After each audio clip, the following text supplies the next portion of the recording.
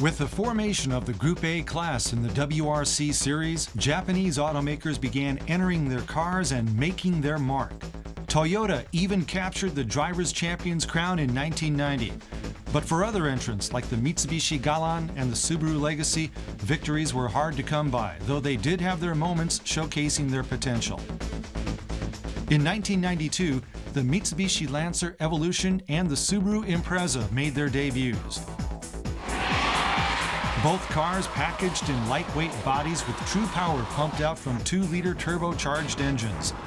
The battle involving these two cars became more than just a motorsport. It turned into a clash between two manufacturers for pride and prestige.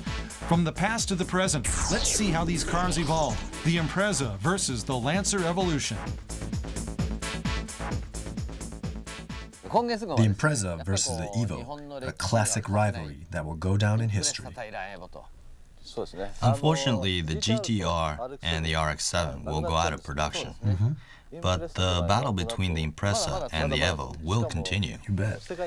And since both of these cars will soon be available worldwide, I think it would be interesting to review their past development and battle history. Yes, I definitely agree. These cars can be called true sports cars, and you can't be fooled by their four-door appearance. The Evo and the Impreza have been competing against each other for over a decade now.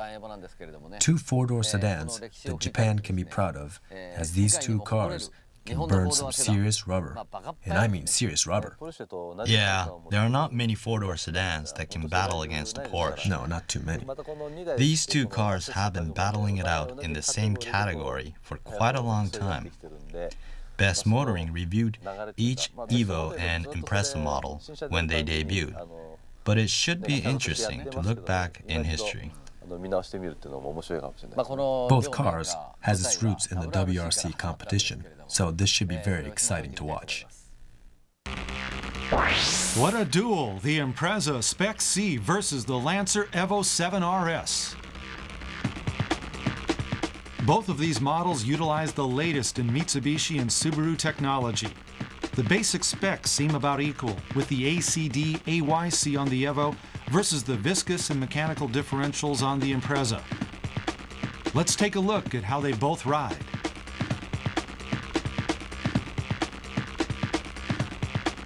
Driving the Impreza, the Drift King.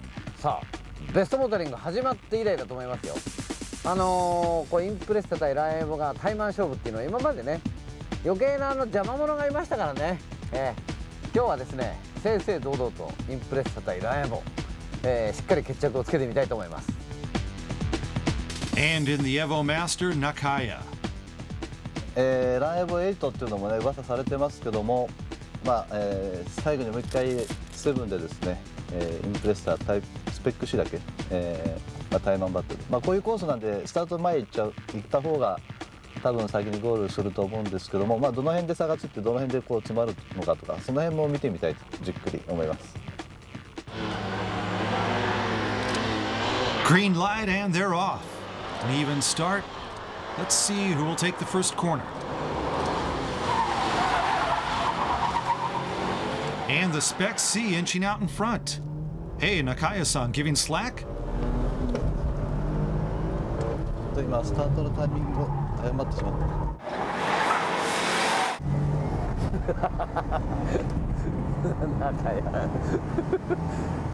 The Impreza ahead of the Evo coming out of the S turn. Will the gap between these two increase? Now going uphill into the second hairpin. Acceleration seems about even.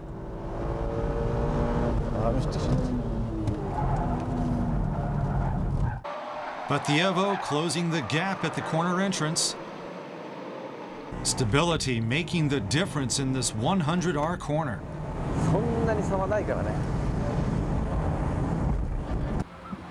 Is the Spec C faster? With good braking, the Evo closes in. And here we go on the uphill acceleration.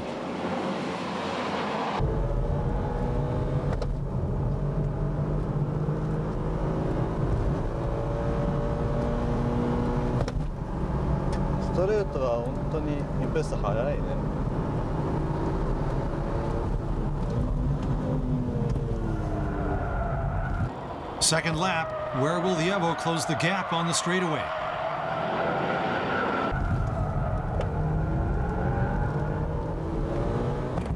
Here comes the S-turn, where the Impreza was impressive.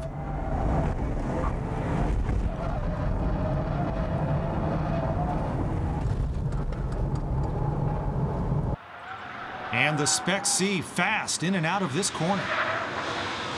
See the different line taken by both cars out of the first corner.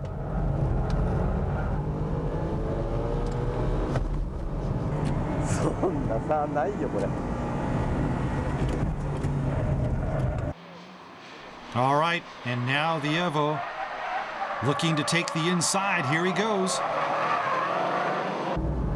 ブレーキングでだいぶ差が詰まるな。機械的に曲げる方が速いのかな。Dori Dori going through the final corner in third gear, while Nakaya's Evo's in second gear.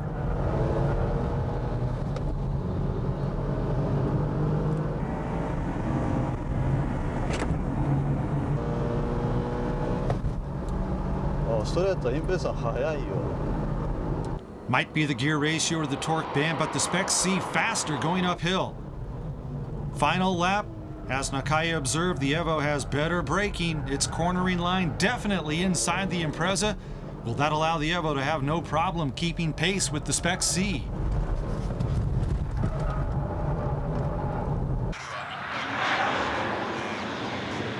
Whoa, did the Spec C go in too fast? Understeering a bit. A great chance for Nakaya's Evo. And here goes the Evo. From the inside, the Evo forcing an acceleration battle.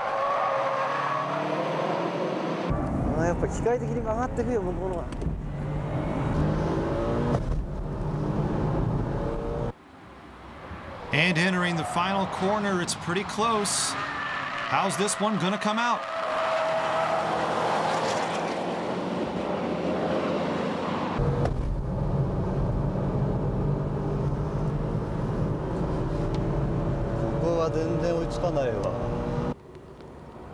The Spec C gets away, but the Evo had a slightly faster best lap time. 入り口はこっちの方が早い。ちょっとね、スタートのタイミングが合わなくて一回ストールしちゃったんですよ。あ、そう。で、まあ後ろ行ってよく分かったんだけど、こっちのはブレーキング突っ込める感じですよね。で、あとトラクションもこっちのはかかりよくて、これちょっと立ち上がりのところでリアがこれ少しリバースしながら、だから結構特性が違うかなっていう感じで、ただストレート速いですよ。ここの上り。あ、そう。前出たもんが、そうそう、まあこの差だと本当抜けないですよね。あと本当は10周ぐらいやってタイヤが垂れたりとか、そういう傾向が出てくればまたね違うかもしれないけど、これ垂れてきてね、アンダーが強くなって、そうそう、だんだんフロントの打角が大きくなってるのが分かってきてるから、でこっちはその辺まだ安定してる。余裕。だから入り口早いもん、クリップまで。そうですね。意外とだからバランスがいいのはスワルなんですけども、そういう無理が効くのはむしろこっちの車の方が。タイヤが垂れてからは機械的に曲げていった方が優しいかもね。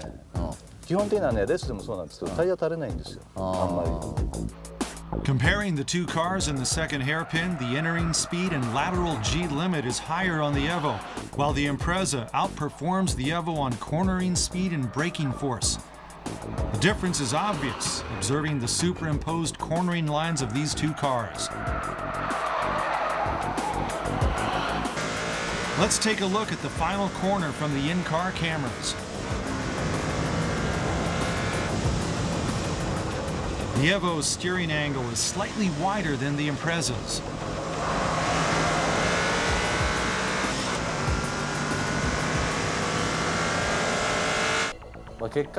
As a conclusion, although the Evo did have a slightly faster lap time, I think the performances of these two cars are very close. These cars will come in close in any kind of battles. Through this battle, I was able to see the pros and cons of both vehicles, how they turn, where each car is faster, which car is good or bad, in what kind of situations, and so on.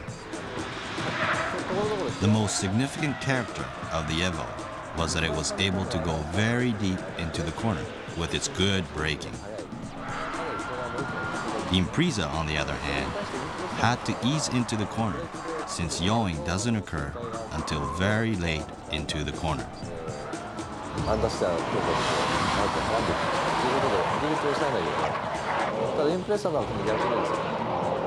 However, because the Impreza has a better balanced chassis, the average cornering speed can be maintained quite high. So, the driver should take the cornering line, which enables him to maintain rev and speed at a high average.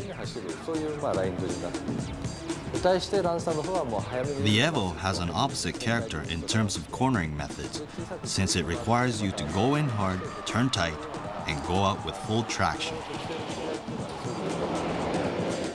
In the following sections, we will observe how the ACD AYC works and why the Evo is so fast.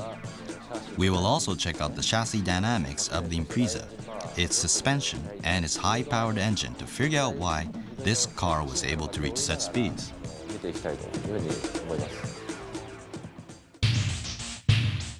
The Lancer Evolution. Appropriately named, this is a car that has evolved over time. We'll take a look at how it's evolved and how its performance has changed. We've gathered the major models from the past to observe and trace the transformation of this exciting model. The Lancer Evolution 1. With a body length of 4.3 meters, this 1,200 kilo sedan body housed a 2-liter turbo unit. The output of 250 horsepower was the highest of its class. この頃は AYC も何もついてないんで、本当にただの FF ベースの4駆っていうことで、アンダースタイルに非常に強い。もうブレーキも全然弱いわ。もうなんかしかもフェードしてきてる。ただ車がすごく軽い、最近の車に比べてね、全然軽くて、その辺の軽快感はある。意外とね、乗りやすいまとまった車で、素の4駆状態なんでね、これを速くしようとしたらブレーキやんなきゃいけないとか、もっとステアリングクイックにしたいとか、いろんな問題があって、それがライブの進化になってるんですけども、そのやっぱり一番ベースになる状態で、これはこれで結構エンジンも扱いやすいし、これはこれで一つバランス取れてるかなっていう感じがしますね。ただブレーキがね、ちょっと見ればわかるけども、こんな状態です。Next up, the Evolution 4, which debuted after a full model change. The car was heavier but reached the upper limit of 280 horsepower for the domestic market, and highly computerized performance began from this model. AYC がついてフロントに LSD が入ったのが、最大のエポックメイキング。こういう、スライドしてる時のボディ剛性とか、その辺もすごく良くなった。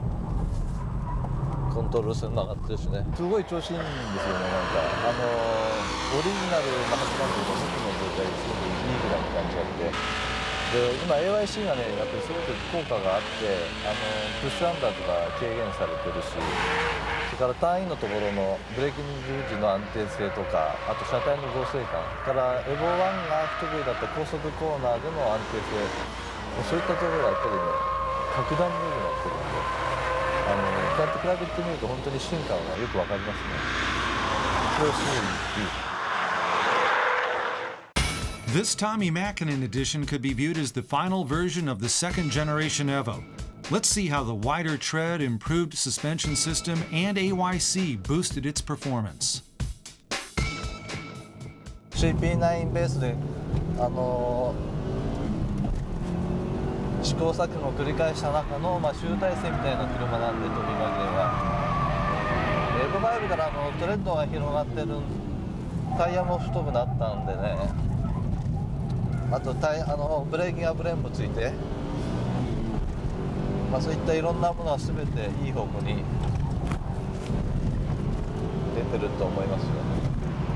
ともかくこの車はですね、エボ5以降なんですけれども、生産者としてのエボ4まではすごい速い車だったんだけど、エボ5以降はちょっとそれをブレイクアウトして、もうレーシングカーの領域になってきましたね。だからすごく乗りやすいし速いし、ただ乗りこなすのにはそれ相応の技術、運転テクニックとかね、いろんなものを要求される。だからちょっともう生産者のレベルを一つ超えてる違う世界の車って感じします。もうすごい速い。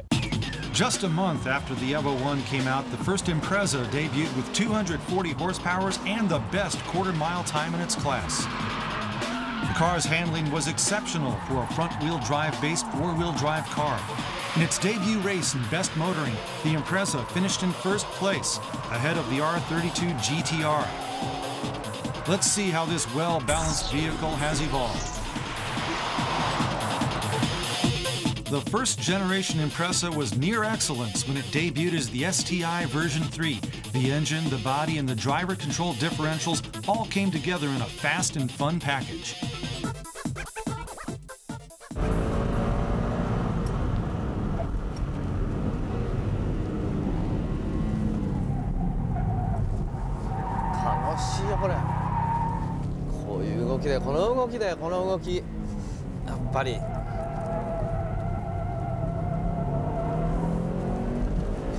This が出なきゃやっぱ車はこういう動きがあるから人間としてね楽しめるんだよね。ただ速い車って2、3周したらね飽きる。こういう動きを出すからそれに対して人間が抑え込むっていう運転をね、この動きをね残しておいてほしいよね、車作りは。車ってやっぱ本来こうでなきゃいけない。無駄を取っちゃいけない車は。Then came the STI version 5. Although the engine code name was inherited, the inside was totally revamped. The specs don't tell the whole story, for its durability was significantly improved. But how about the handling? ただ切ってるだけっていう車になっちゃってるよね。でも確かに速い。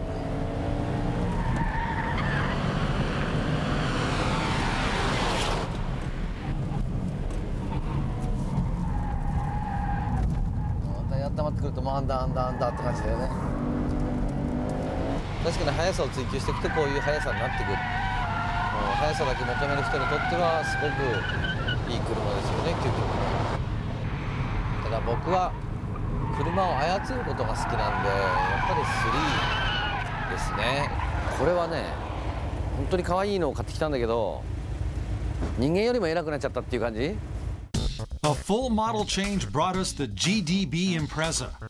The engine was completely redeveloped. Significant performance improvement was achieved with the Brembo brake system, 6-speed manual transmission, body reinforcement, and increased tire size. Now Dory Dory takes the car out for a spin. アンダーアンダーアンダーアンダーアンダーアクセル入れてもアンダー。おお、でもいい感じで曲がってくよこれ。1台で曲がったらそんな悪くないよこれ。やっぱりこう4駆だからアンダーはアンダーなんだけれどもどうしようもないアンダーじゃない。これ本当にバランス的には車重バランスなんかいいんだからレークだとかサスペンションだとかそういったものでもっとこう姿勢変化がしやすくなるはずですよ。1台で走ってると悪くないよ。悪くない。いや速いですよ結構。1台で走ってると悪くないんだよ。動きも見てていい感じだし。こう周りの車がこの時代に良くなっちゃったっていうだけで、その中で走るとドアンダーだっていうだけでこれは1台で走ってるといいよ。ハンドリング的はね。ブレーキも煙全然出てないし。これはいいよ、いい車だよ。改めて見直しました。And now an impression of the fastest current model, the Spec C at Ebisu Circuit. 速いし乗りやすいし不安要素がないしね。全然問題ないんじゃない。この点になってからはねちゃんとフロントのグリップ出るようになりましたからね。ブレーキはなんかこうインプレッサの方がしっかりしてるよね。いい車だよこれも。For all of you out there who've been watching our best motoring scuba battles, I think it was hard to judge the faster of the two, the Lancer Evo or the Impreza.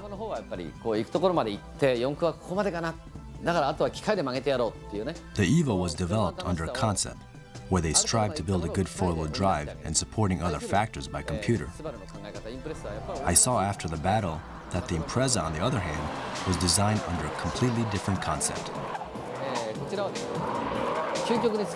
The Impreza has achieved the same level with the Evo by improving and further improving the raw essence of the car itself and not turning to computers. Let's see here what was exactly done to the Impreza to reach this level. Many drivers say the secret to the Impreza's speed is the remarkable achievement of the symmetry layout. Since the first Leone 32 years ago, Subaru has stuck to its unique symmetry design. What are the advantages to this? We've asked a Subaru engineer to visit with us and explain the concept behind Subaru's engineering. The engine is placed symmetrically in front of the front wheels, which means the balance between both sides are very well. Another factor is that the transmission is behind the engine and behind the wheel as well. So this prevents all the weight from being on top of the front wheel, helping to balance out the entire car.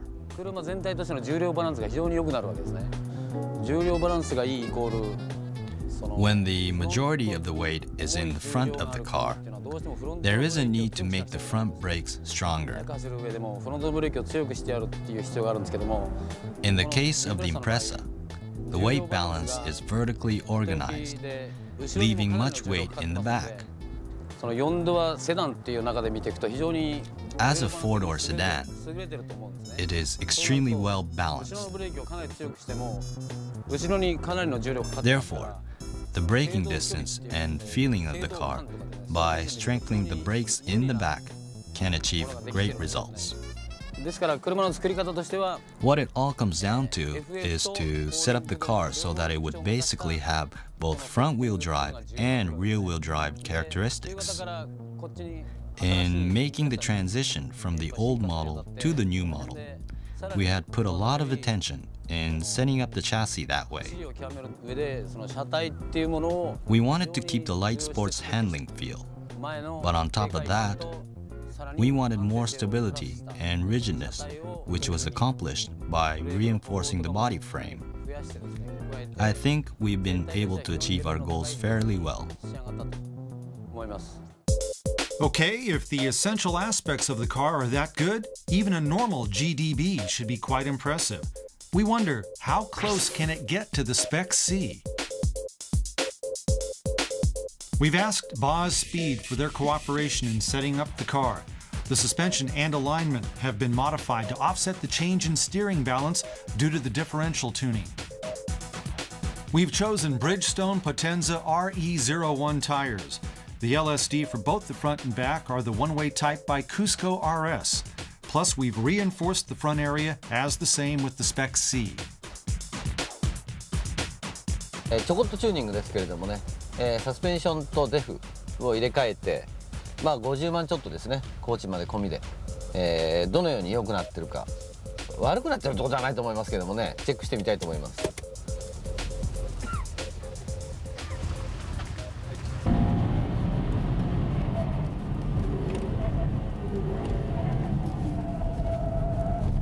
なんだ。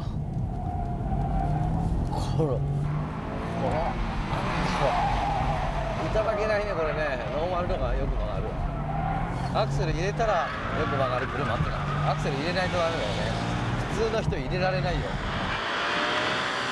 Tough luck in Ebisu. How will it do in Scuba? 恵比寿サーキットで乗ったボス号は、お世辞にもいい車とは言えませんでしたからね。ノーマルよりも曲がらない車でしたので、ボスの方でデフを変えてきたということです。さあ、果たしてどうでしょうかね。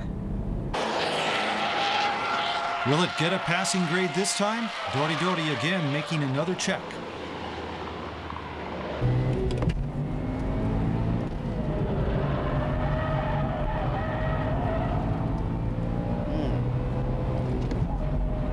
あいい感じかもしれない。ちょっと悪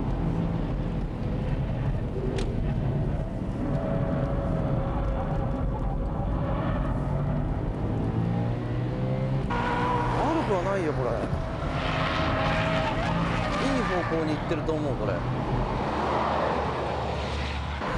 り口がまだもうちょいかなっていう感じがするけど、恵比寿サーキットのセッティングよりは全然いいですよこれ。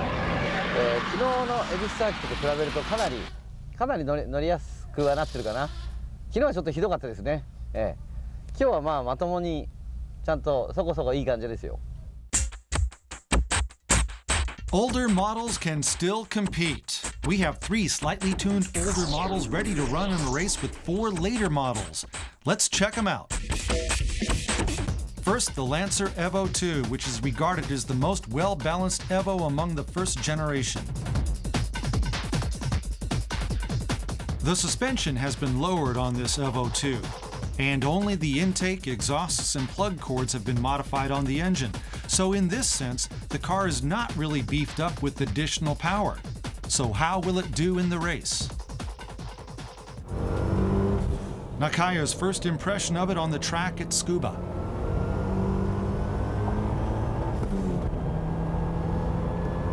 ちょっとエンジンのトルクとかね、パワーピックアップが少し物足りないけども、ハンドリングはそこそこバランスは取れてます。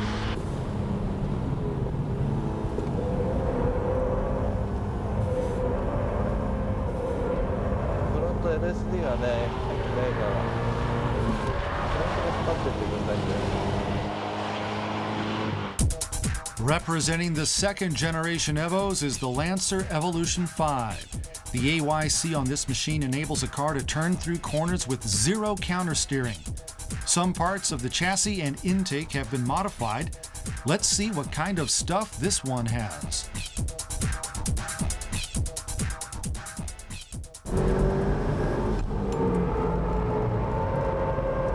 車体のね、剛性感とかその辺はいいですよ。サスペンションの剛性感も保たれてるし。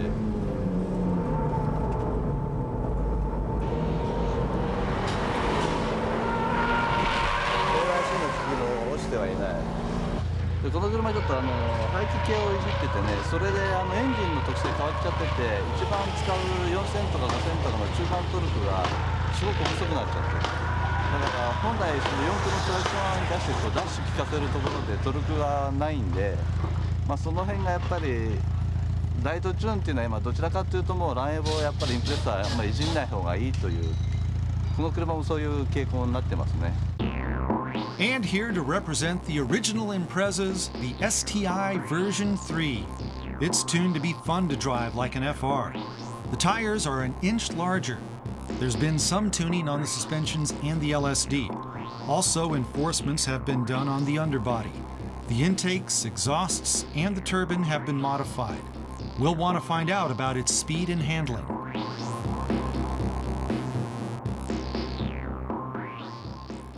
Let's see if it's worthy of all that's been done to it. Tsuchiya doing the driving.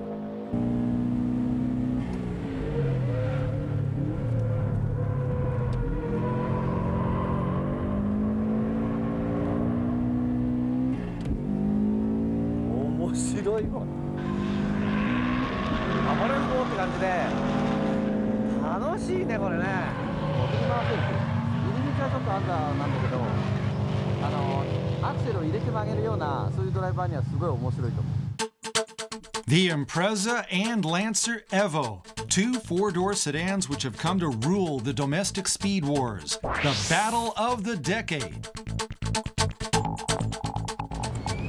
The grid has been set up for the new machines to take on the lightly tuned older models. だんだんエボナノの乗り方が分かってきたかな。僕も実はインプレッサからライブを見るとどんな風になるのかなってすごく興味あったんで、今日はその辺を中心にじっくりバトルを楽しみたいと思ってます。And they're off. Good acceleration from the Spec C. Ooh, It's pretty close there. Watch it, fellas. Don't want this one ended early. Let's take a look at the replay from Nakaya's car. Good start.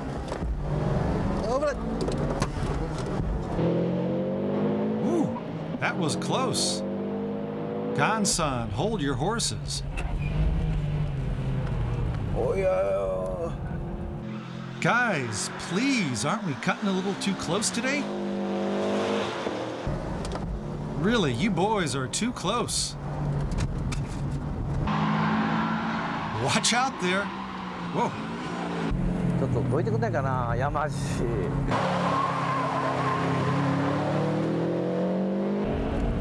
なんだよ、拓也。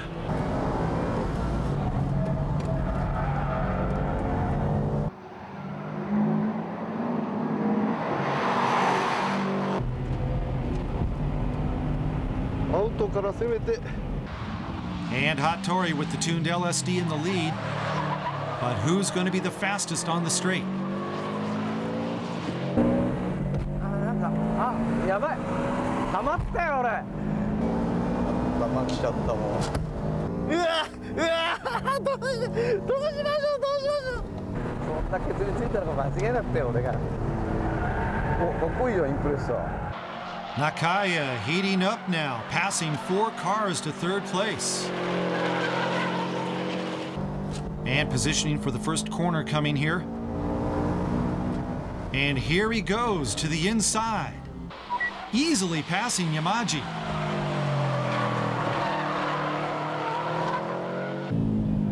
Wow. 新しい車速いのかな、やっぱり。すごい安打だね、木下君の。あら、シフトミスですか？しかもシフトミス。 Can the Spec C take the lead? The Evo 7 and GC8 side by side.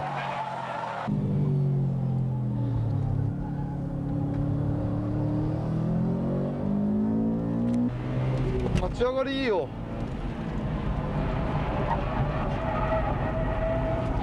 中谷さんもブリブリだね今日。当たる。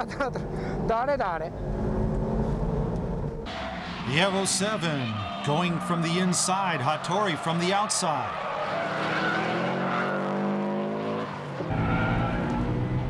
立ち上がりいいよこれ。ああ、やっぱデフ効いてる。けどこっからやばいよ。ああ、逃げられちゃう。機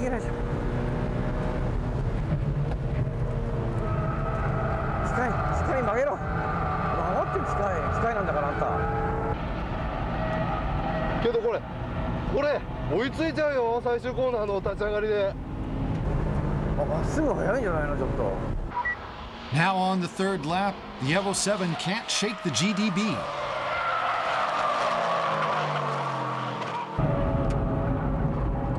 これ旧型がさエボ7に追いついちゃうんだよ、立ち上がりで。ちょっと触るだけで。いいですね、車進歩してますね。これ姿勢がいいもん、こっちの方がさ。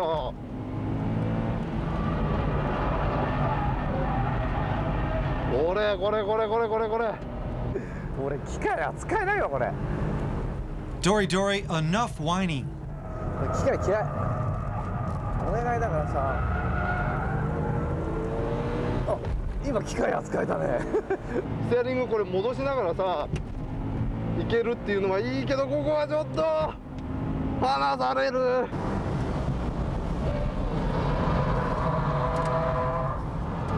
ここでゼロカウンター引けないんだよな。 Spec C still in the lead. Can the Evo 7 catch up?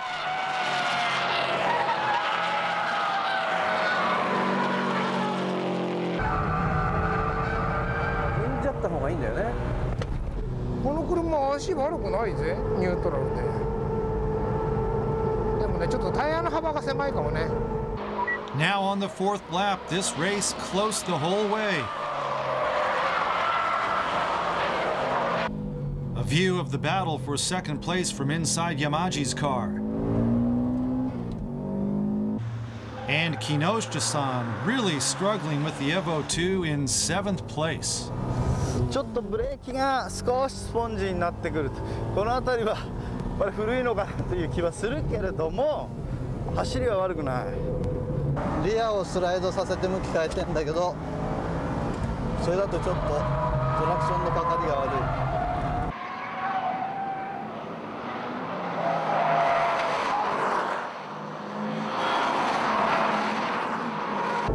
もうタイヤが垂れてるもんな。もうちょっとやっぱりフロントのデフで引っ張るようにしないと、リアタイヤもね垂れてきちゃうから。And the GTR still battling the best it can in 4th place right now. Whoa, a little overspeeding into the corner. ブレーキがなんか効かなくなってたぞ。かな。や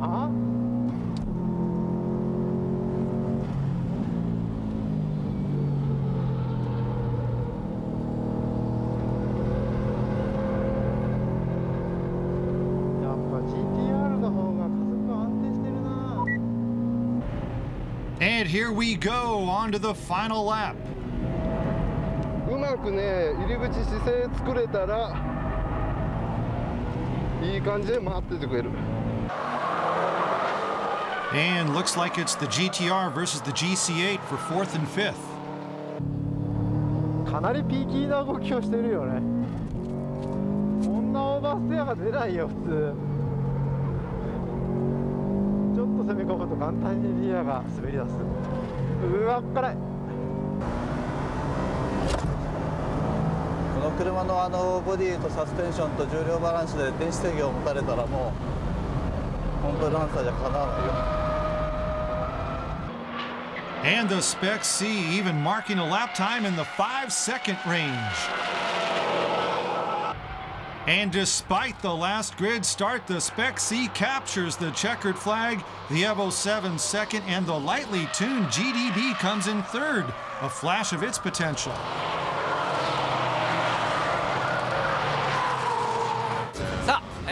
今月号も当たらずに済んだバトルでありましたけれどもね、非常に危険なバトルでありました。危険だったな。僕はランエボ2なんですけども、速さはねご覧の通り一人旅でしたけども、ただ乗ってる本人は意外と気持ちよくて、最新の車は速いけれどもちょっと操縦性がね癖があったりすると思うんですけど、ランエボ2はすごく素直なんですよ。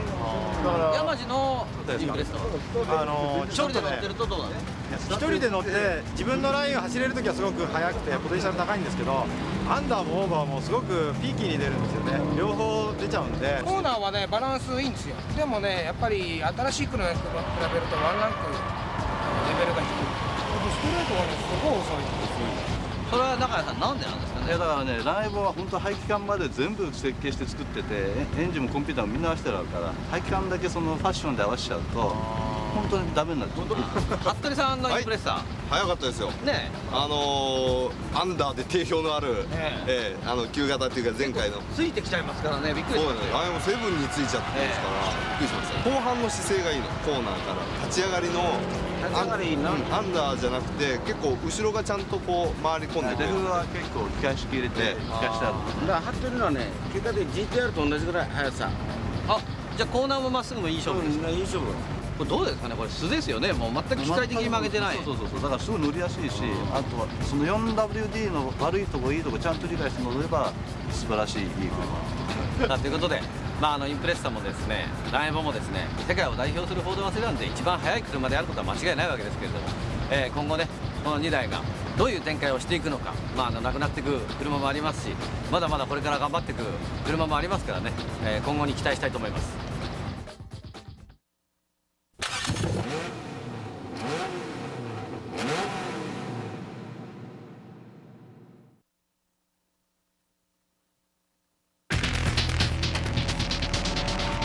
The Skyline GTR and the Supra are two of the high-performance vehicles that lead the way on the Japanese sports car scene. These two models, which have the same inline 6-engine layout, go out of production this year. In this volume of Best Motoring International, we try out the latest and probably the ultimate in these cars' tuned inline 6 engines.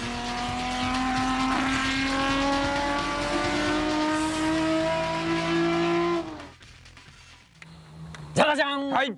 今回は何だい？今回はですね、今世の中からなくなってしまう。世の中からなくなってしまう。はい、誰ですか？これは頭だな。ウランちゃん。ウランちゃん。ウランちゃん。というわけでこの頭はどうでもいいんですけども、世の中からなくなってしまう直録エンジン。あ、直録ね。はい。ストレート6。Inline 6s are a great base for performance tuning. We'll look at the latest trends. First, an example of an inexpensive used car turned into an inline 6 sports car. NER のこの中島さん、女性チューナー。女性チューナー初じゃないですか。初だね。初ですよね。素晴らしい。女性チューナー何をチューニングしてるんですか？エンジンです。エンジン。これはね、でけえエンジン。シンプルでいいね、なんか昔みたいで。かっこいいじゃないですか。かっこいいよこれ。なんかこう箱スカのエンジンルームみたいでいいじゃん。かっこいいじゃないですか。6スローいいじゃん、6スロー。渋い。よくこれ探してくるね、だけど。本当ね。こういうインジェクションは6スローの。これそうです。これよりもこのインマニはアルミの削り、自分でリューターで削り出したんですよ。どうしても RB で6スローやるときにインマニがネックでないんで、四角い塊からひたすらずっとリューターで削り出してじゃないとつけられなかったんで。これ作ってもらったんじゃないの？いや、自分で作りました。頭ちょっといかれてない？なんか言われます。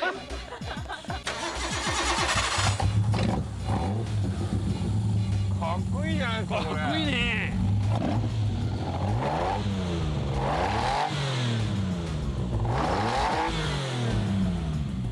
かっこいいじゃないですか。いいね、いいね、いいね。Tsuchiya taking it out on the track. Nice sound. いいエンジンだよ。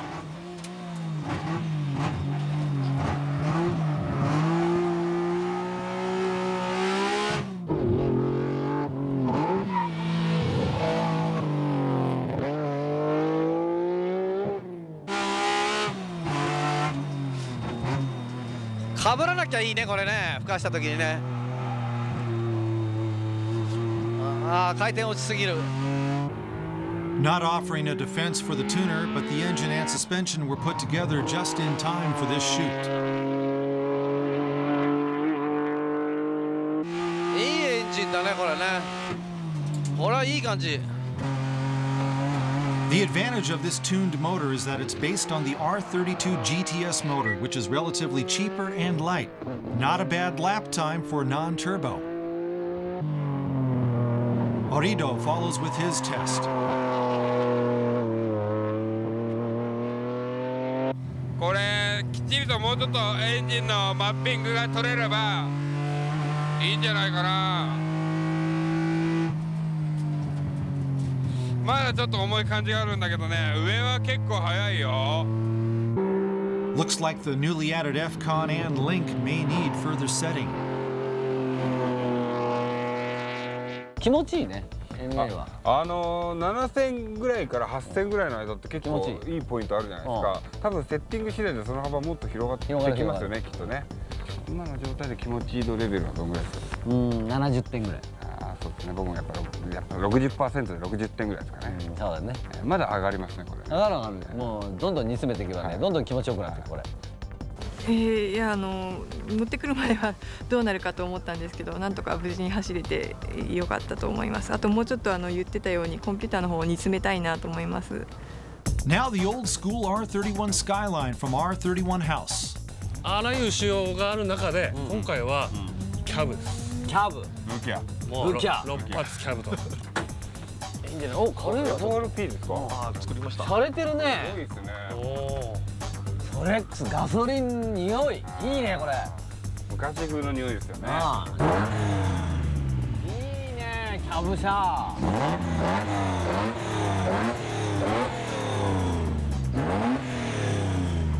何リッターのキャブですからね。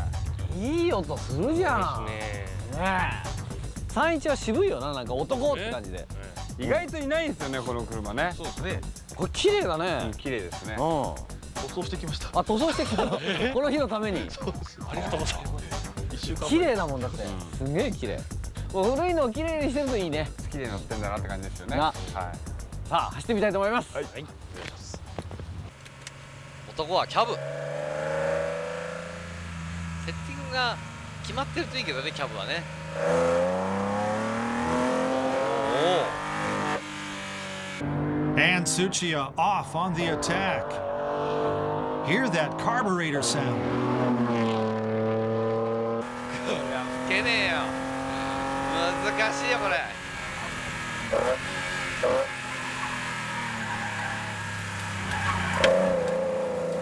吹けない吹けない吹けない吹けない吹けない。Not revving. Could it be the high altitude of this Ebisu circuit the reason for that?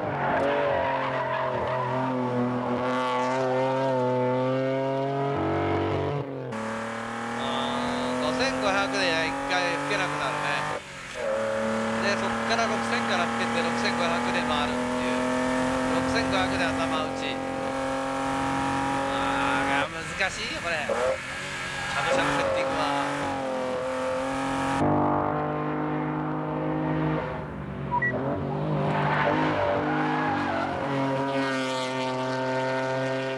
気持ちいいのはね、50点。ちょっと低めですね。僕もそんなもんですね。キャブ車のいいところがない。キャブ車のいいところってどっちかと下がなくても上でこうバーンってくるっていうね。逆になっちゃってるんで、そういった意味でまだ期待を込めてやっぱそうだね。これからもっと頑張りましょう。柴田さん的にはもうここにいることが楽しかったんでもう最高にかっこよかったですね最高でした。ありがとうございます。 The next car has the inline 6 made by Toyota. ですね、3000回転からトルクが60キロです。本当かね。6000回転まで。本当かね。ものすごい。6000で頭打ち？7000まで。7000まで回る。さあ、多分首がこんなになっちゃう。首がなっちゃう。ということでアミューズのねスープラ。これ綺麗だねやっぱり。綺麗ですね。トヨタのこのでかい6気筒のエンジンってこういうアクチュエーター系のタービンってなかなかなかったじゃないですか。そうですね。どうしてもウエストゲートの大幅なこうねタービン600馬力700馬力みたいなね。こういうの新しく出たんですか？そうです。去年試作で出てきて、で本来はこれより500cc 小さい 1J っていうありますよね。でそれとか2リッタークラスでもなんとか500馬力出せるようにしようって工夫したタービンなんですよ。もう至ってシンプルで何もしてない。ほとんどのうちに来てる子たちはやっぱり今まではブーストアップで止まっちゃうんですね。ブーストアップからその次が階段が大きいしでお金がかかるんで、だからブーストアップまで来てたらこの車さっき50万って言ってたんですけど、50万でとりあえずは形になって、あとは予算があればクラッチやったりとかインジェクターやってとか。 How is this torque monster on the track? Tsuchiya will find out.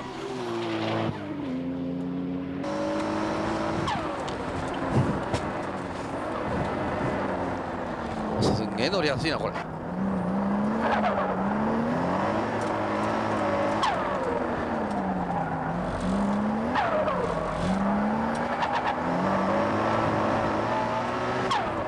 おーいいよこれ。乗りやすいな。ちょっとインリフトしてる。 The in-lift is caused by the worn-out LSD, which needs to be replaced.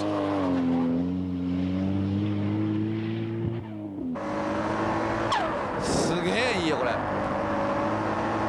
定してるな。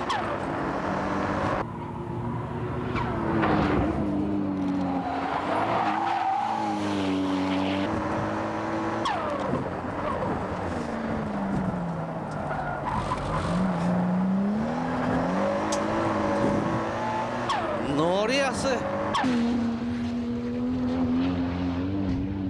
十分でしょこれ。スープラいいよね。生産中心なんかしちゃいけないこれ。もったいない絶版にするなんて。 Tsuchiya couldn't stop raving about the amused Supra. Now it's Orito's turn, who has a souped-up Supra of his own. これ峠とか行ったらいいな。サーキットだとちょっともうちょい欲しいなって感じはあるね。でもノーマルにはないレスポンスだよね。踏み始めのこのピックアップはね。95点、すげえいい。もうそうですね、95点出る。気持ちいい。どうにでもできる。グリップ走行もドリフト走行も。意外とだからスープラのこの 2J のパッケージって面白いと思うんですよ。これ大穴だね。大穴だと思う。はい、スープラ。はい。これいいよ、いい。思ってた通りの感覚を得てもらえたと思います。エンジンとかタービンについてはすごく嬉しいです。はい。Last of the tuned straight sixes, it's said to be the ultimate. ご存知。あ、そう。究極。究極です。何が究極なんですか。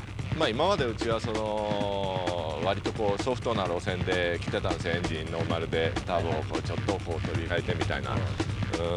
これになってから自分のところで要するにエンジンもなんていうんですか、ただ大パワーじゃなくて、要は究極のレスポンスを良くした形で作ろうっていうことで。ボアップは？してないです。してない。はい。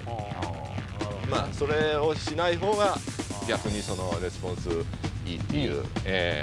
思います。マインズさんの特徴としてもエンジンが至ってノーマルっぽいですね。こういうボックスもね。こういうの買えないの？こういう仕事っていうのはどんどんレギュレーションがないんで、どんどん白熱してくるわけですよね。ただしあんまりお客さんとかけ離れちゃうと、要は何やってるか分かんないようなところになっちゃう。結構自分のレギュレーションが結構厳しいんですよ。だからその辺で、ターボはアクチュエーターで行こうとか、排気量はこのままで行こうとか、いろんなレギュレーションがありましてね。うちとしてはなんていうんですかね。お客さんから現実から離れちゃいけないと。というのをすごく重視して開発をしてパーツを。Is this R34 really the ultimate response machine? Orito's taking it out to find out.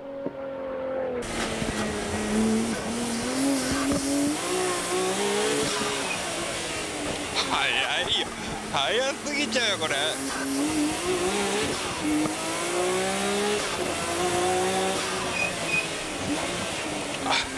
エンジンは速いわね。ブレーキは止まるわね。なんでこんな速いんだろうね。これは最強だなこれ。Even Orito can't believe how this thing can flat out haul. Now, Tsuchiya following to have his turn in the cockpit. マジかよおい。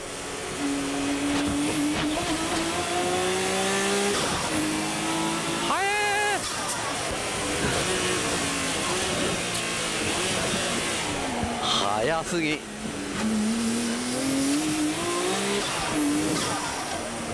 早すぎ。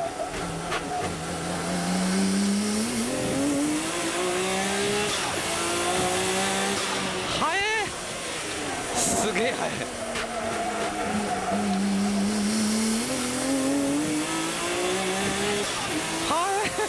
フロント浮いてるよこれ。これは究極だよ。すげえな。しかしもうすげえしか言えない。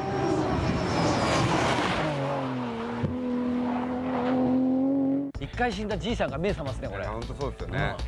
モーターのようですよねエンジンがね。シフトアップしてまた踏み込んだ時の後ろから落ち出される感じっていうのがすごいし。GT500 より加速あるよ。ありますね。ありますよね。マジで。そういったレベルですよこれ。ぶったまげるな。気持ちいいっていうよりかね。怖さ 120%。って感じ？早すぎですね。やっぱりトータルでピックアップを良くしていくことがどういうことかっていうのが分かってもらえたと思いますんで、満足してます。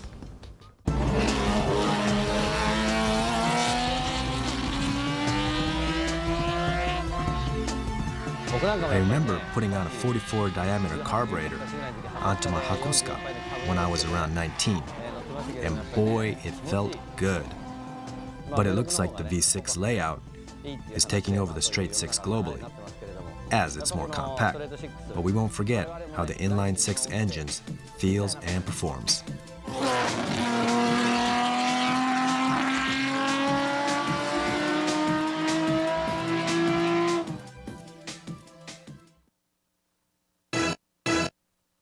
As with the Supra and the GTR, the rotary rocket, the Mazda RX-7, is also going out of production.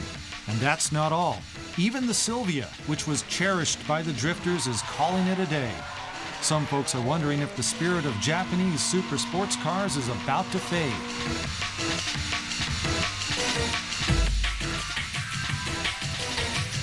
We've gathered 4 fully loaded street machines that are going out of production. They'll be going out in style for the final battle. Here are the entrants. On the first grid, the Yume Kobo FD3S.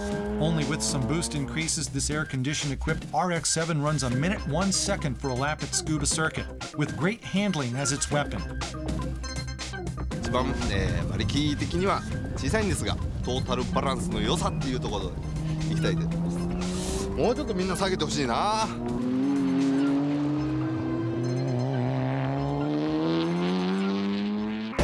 The S15 Sylvia sits on the second grid.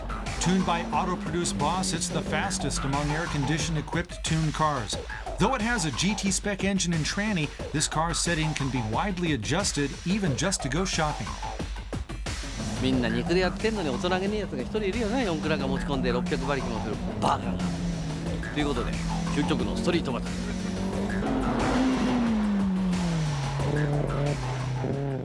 And a surprise, Orido and Kawasaki are bringing their privately owned cars to the battle. The Redox Supra is on the third grid. The Redox aero parts are produced by Orido himself.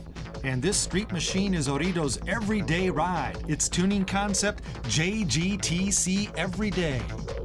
ノーマルエンジンに、ちょっと大きめのタービンで馬力は多分550、600はちょっとないと思います。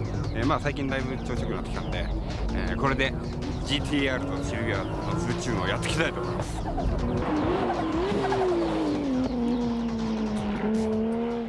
The last grid, Kawasaki's R34 GTR, Tomei-powered engine and LM turbine, more than 550 horses. Kawasaki's third time against the Yume Kobo RX-7. Can't lose this one. Lost the other two, even had to shave his head last time. はい。やっぱ GTR なんで高いし、負けたくないって負けたくないなみたいな。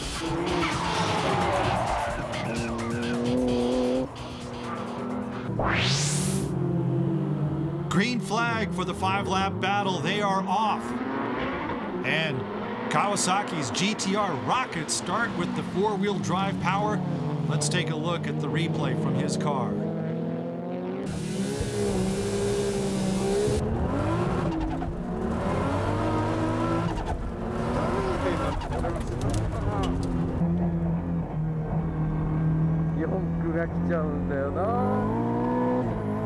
Kawasaki locked on his rival, the Yume Kobo RX-7.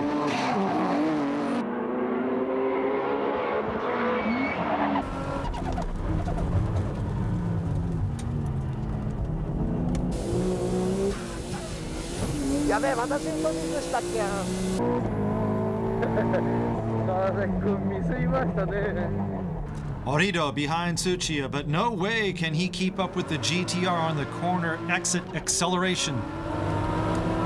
Hattori in the RX-7 lengthening the lead while the others battling behind.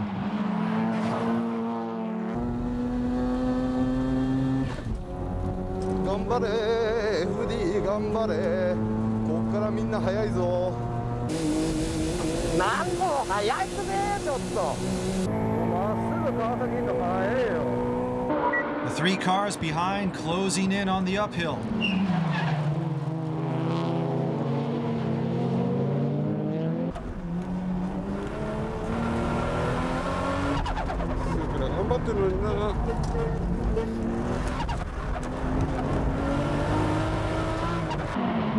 Tsuchiya's S15, the only car without ABS, at a disadvantage braking.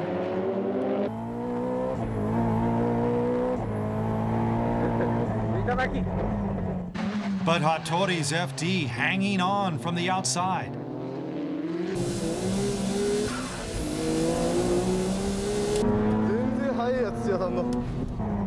Tsuchiya now ahead in the race, but he can't rest easy. He's got to control 520 horses and ABS-less brakes.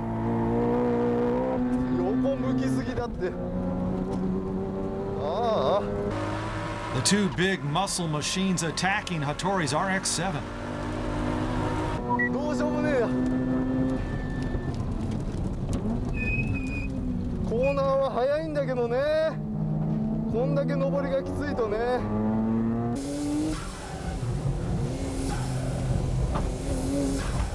いや、僕は全然やばいぜ。死んじゃいそうだぜ。Orido in the Supra pressuring Kawasaki in the GTR with the ultra bright HID high beams.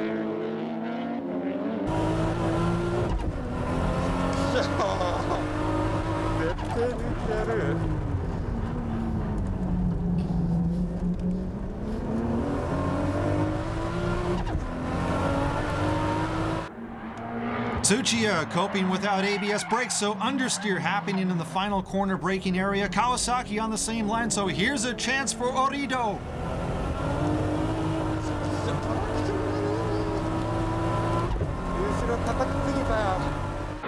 Two laps remaining. Hattori's RX-7 fading behind. Clearly, there's a power difference here. けどすんごい乗りやすいよこれ。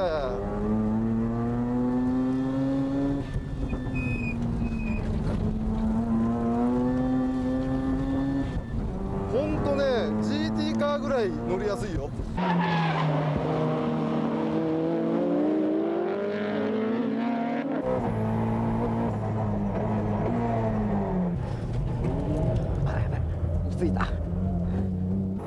Tsuchiya managing to control the wild S15 and hang on to the lead. These four speed demons battling here at Ebisu Circuit, all marking extremely fast lap times.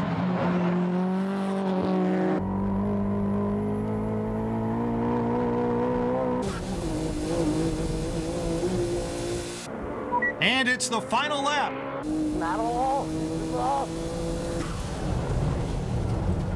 Kawasaki, whoa! Slamming into Tsuchiya. Oh my! Another look.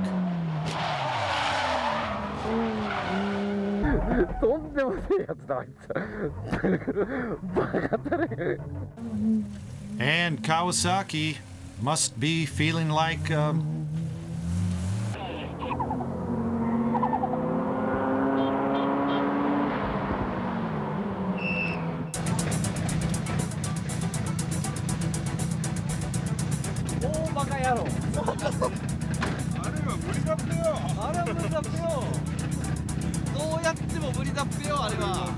最後はやってくれますね。さすがですね。昨日の夜と一緒だね。一緒ですね。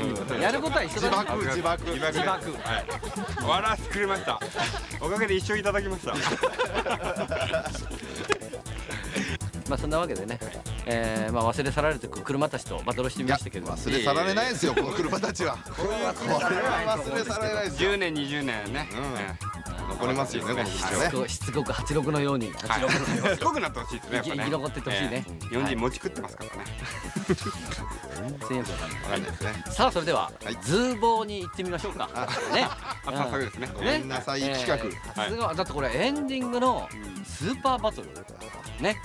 これを台無しにした今回のねメインですからね。スカットミサイルズーボーの巻エンディングのロールと一緒に皆さんにご覧いただきたいと思います。本当かよ。本当なの。また本当。